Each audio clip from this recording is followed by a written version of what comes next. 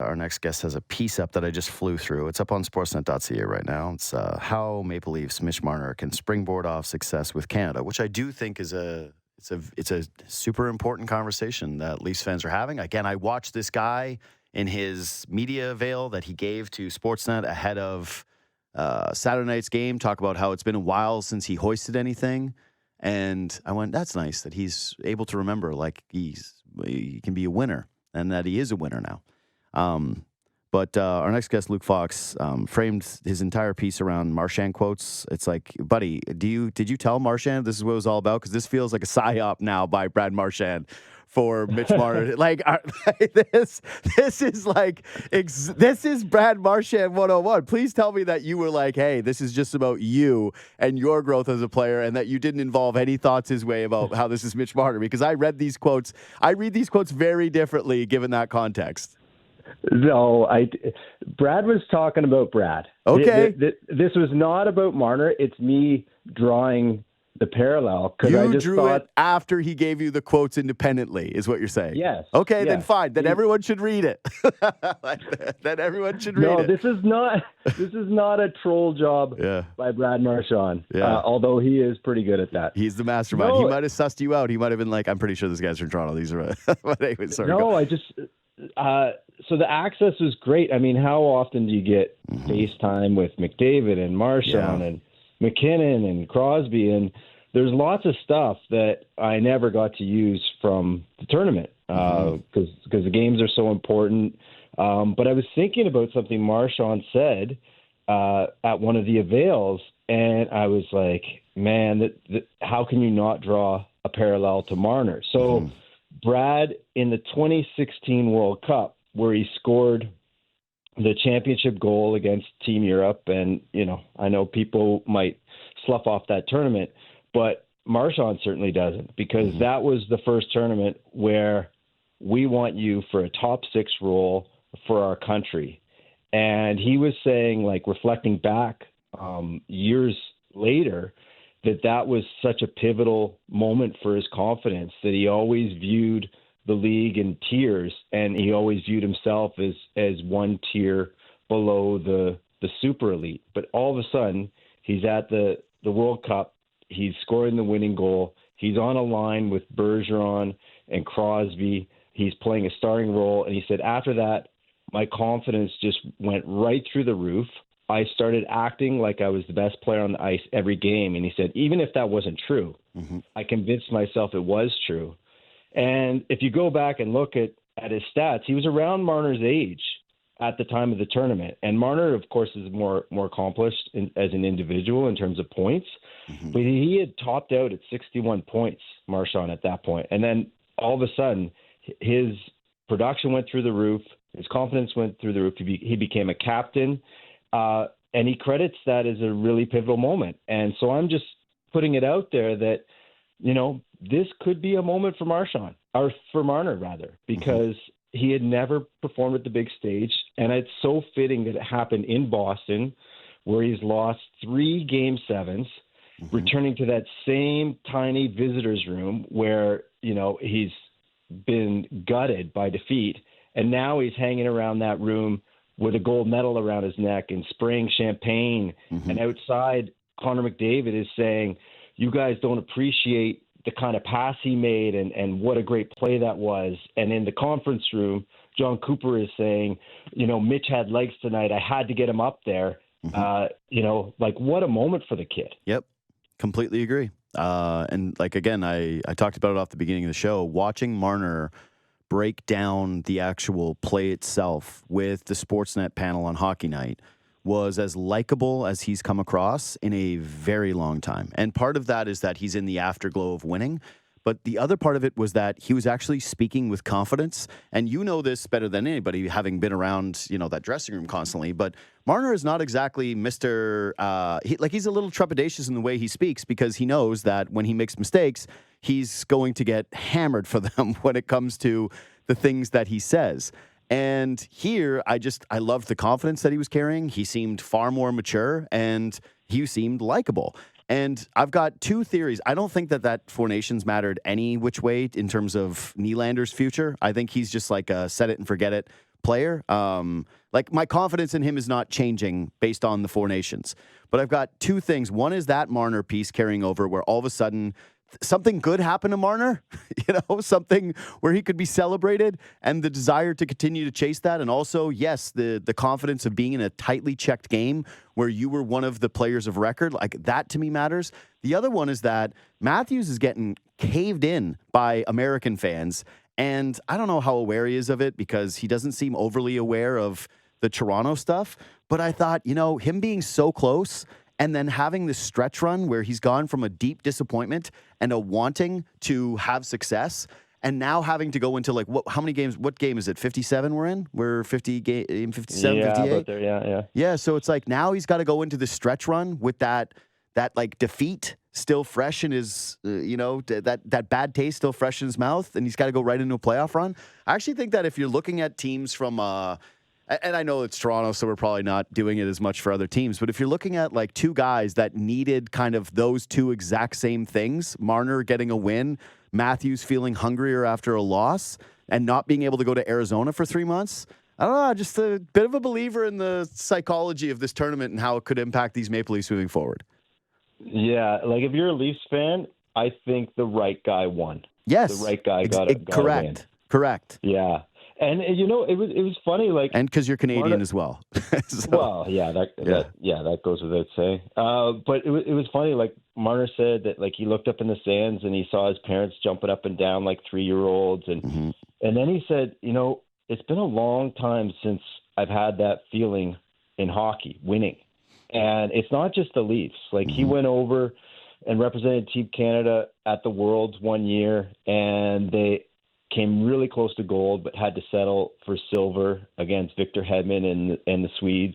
When he was in World Juniors, that team finished 6th. Forgot about that. It's been a while since the kid has had a team win, and it just felt you felt a lot of relief. And another interesting thing he said was that, when we were down or no matter what the score, he'd go in the room and he was like, there was a lot of confidence. There was a lot of belief. And he didn't say it felt different than in the Leafs playoff runs, but I will make that assumption because you're surrounded by cup winners. You're surrounded by Olympic champions like Drew Doughty, Sidney Crosby, Nathan McKinnon. That's your environment. I think it's just a different mindset. And then it's this is how it is when things go wrong. It doesn't have to spiral. Yeah. I think hopefully he can carry that forward and, bring a little bit more swagger to the Leafs come playoff time, because it just feels like we're just killing time now. Yeah, it does. It really felt that way this weekend. And I've got fourth line conversation stuff for you. I'm not particularly overly invested in forgive me. Maybe I'll be wrong. But I'm not deeply believing that Nick Robertson is going to score 2 huge goals with regularity against playoff performers. I didn't look at especially the second goal that his line scored in yesterday's game and went wow, that's a real playoff style goal there. Wide open in front of the net as the other defenseman gives up on the play to get the pass over. But to kind of close that thought, that is what you just outlined there, though, is part of the reason why I do think that this year is a bit of a do or die for the Leafs, which is, I've always been concerned about the run it back plan, because you continue to build these trackways, these mental paths of when things are going bad, you look around the room and it's all the same guys where all you've ever seen is bad stuff with them. And for the first time, he looks around a room and he's surrounded by Stanley Cup champions and other winners. And yes, he's on Team Canada, not the Toronto Maple Leafs, right? The fourth line has Brad Marchand on it and not Alex Steeves. So, pretty clear.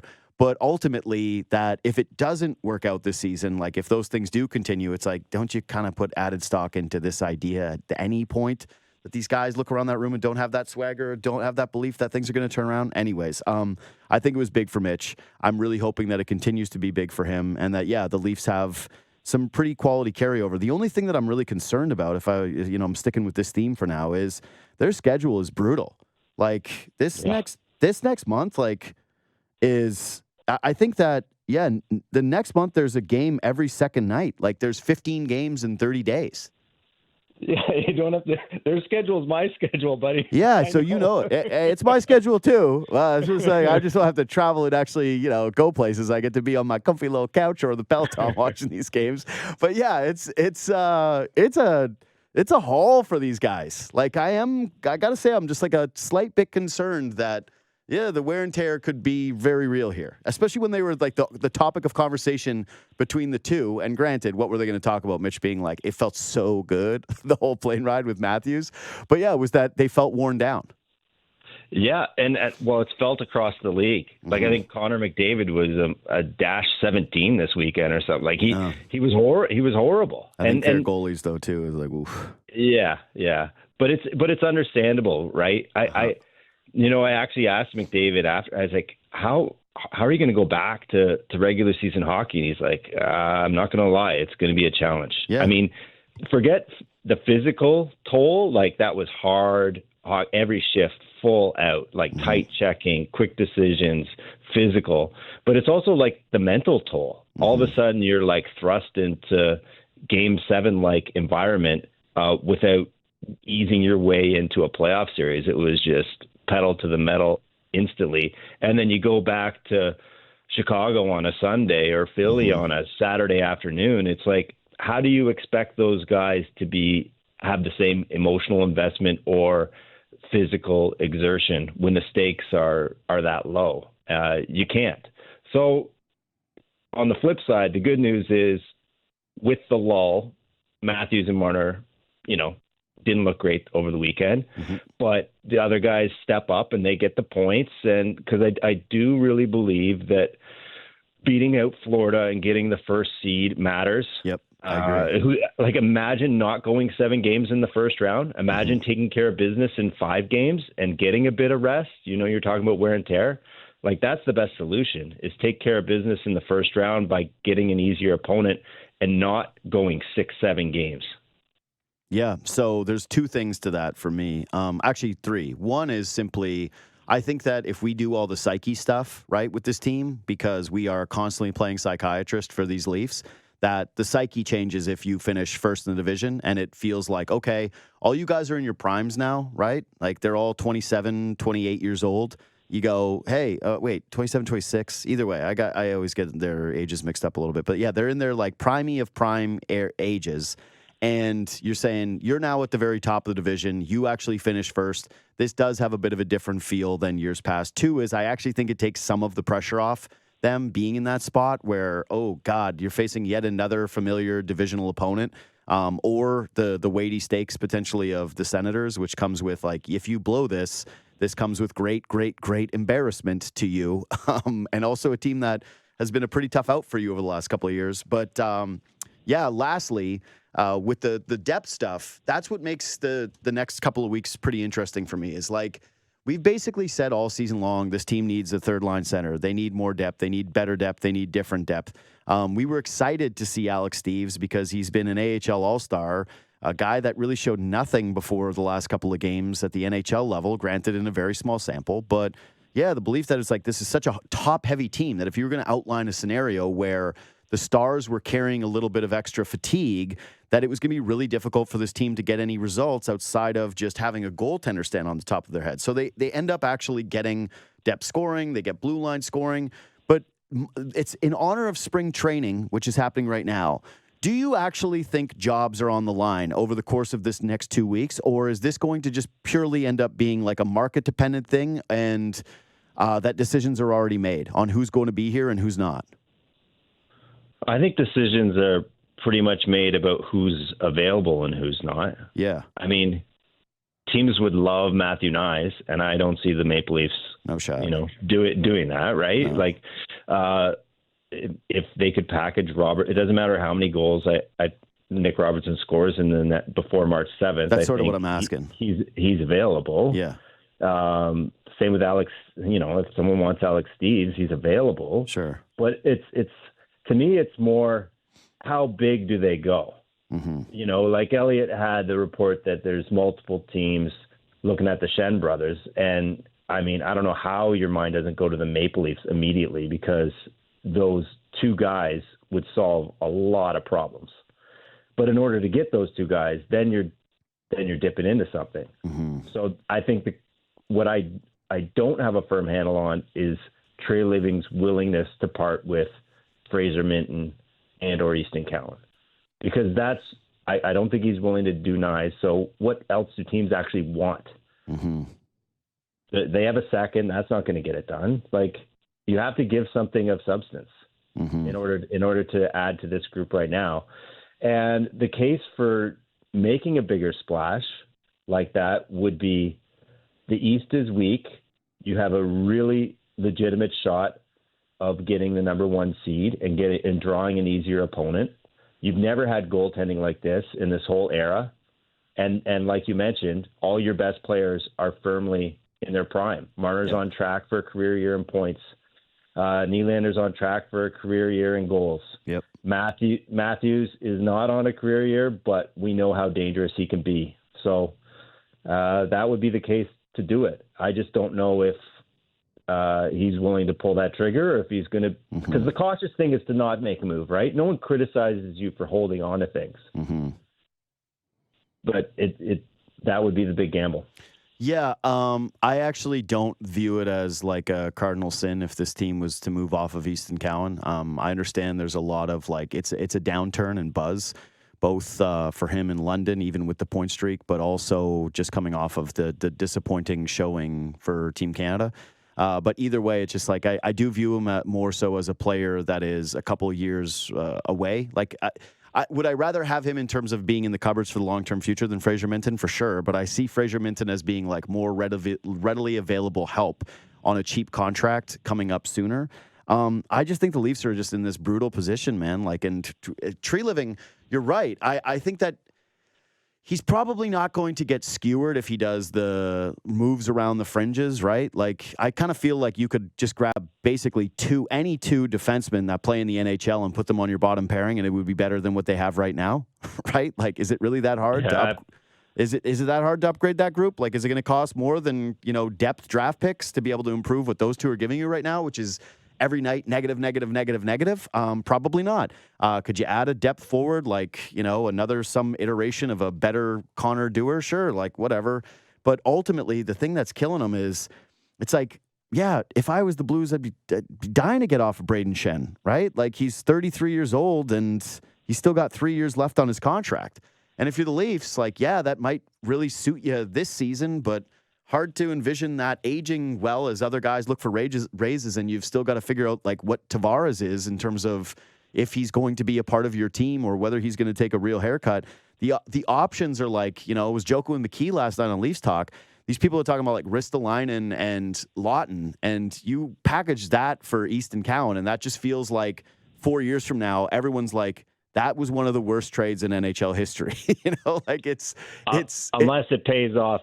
In a cup trip to the final, right? Like of course, that's the gamble. Of course, that's the gamble. I'm just saying, like, all those things that you alluded to, the goaltending, the top pairing blue line, the stardom of the prime of the stars of the team, like all of it is so primed for them to just go and actually make this move. And yet it's like the market is so terrible. And the guy before them made so many aggressive moves that there's just not all that much in the cupboards to make to not feel the weight of one more of these. Agreed. They have no one coming. No. Like, what defenseman do they have coming? Ben Danford. I guess. Didn't even get a look for the junior team. I guess maybe the goalies, you hope some of their goalies turn into something. Oh, that you could package in a trade? Yeah. Yeah, maybe. There might be some interest, but you're right. They don't have many chips to play.